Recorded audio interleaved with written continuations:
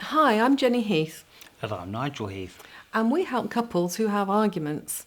And many of the people that have come to see us have first off started by asking us, are arguments a bad sign? Generally speaking, they're not, but they are a bad sign when actually what they do is to put a rift between you and cause trouble in your relationship. There are many sorts of arguments, and a lot of people come to us because they've got into those sort of circular arguments that keep going round and round and round. They know exactly what the dance of the argument is in their relationship. Doesn't matter who starts it or where they start, but off they go again. Is there any help?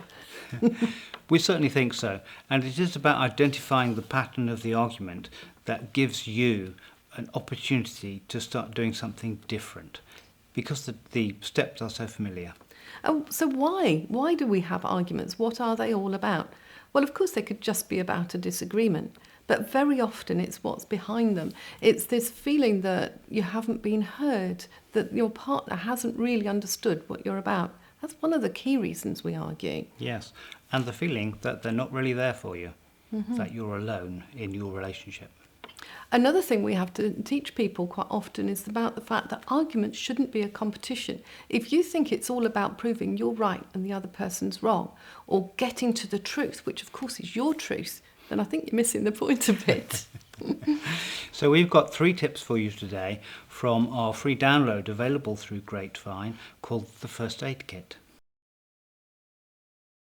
The first one of those is probably the easiest to remember, and it's something that we've taught a lot of people when they come to us straight off because they need to be able to cope with the emotion of the situation.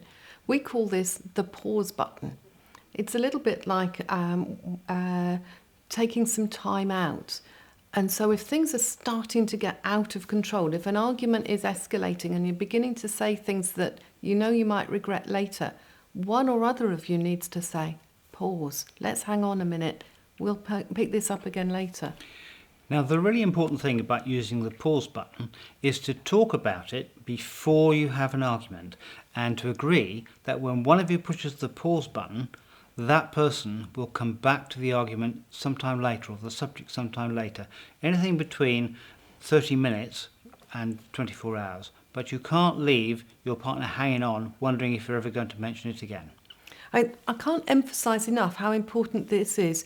First of all, you need to leave a minimum of 30 minutes so adrenaline subsides. You leave it any longer than 24 hours and your partner's going to feel that you've abandoned them, that you've rejected any idea of going back to them. So the pause button, used strategically and by agreement, stops things escalating to the point where you're throwing china at each other or storming out of the house. And it's dealing with that emotion before it gets out of hand that's so important because arguments are often not about what you think they are. So while we're talking about emotion, which I think you were, weren't you? Oh, probably. The next little tip that we've got was named by a client of ours. He called it the chill pill or the virtual chill pill. And this is about managing your emotional state. And some of it's actually the stuff that your grandmother taught you.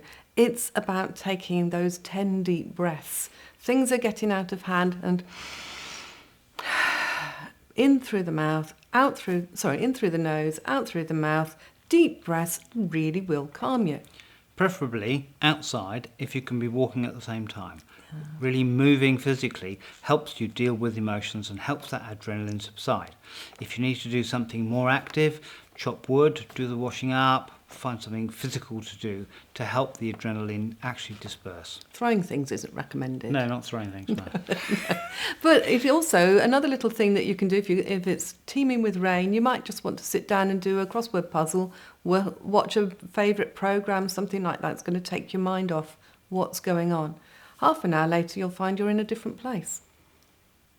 So that's the chill pill. The next thing is something that I think is a little bit more tricky to get your head round.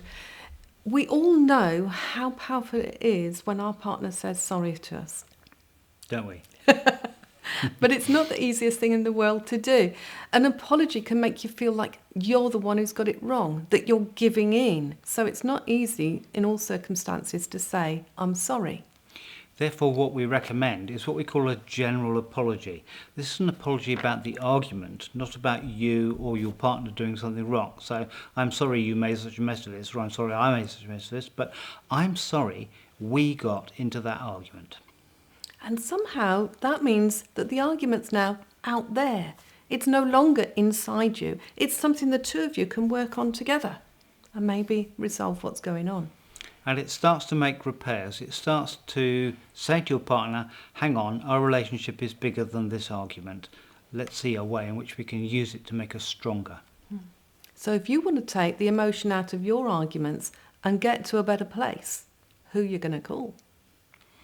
And download the first aid kit if you need a plaster. But if you're after heart surgery, give us a call.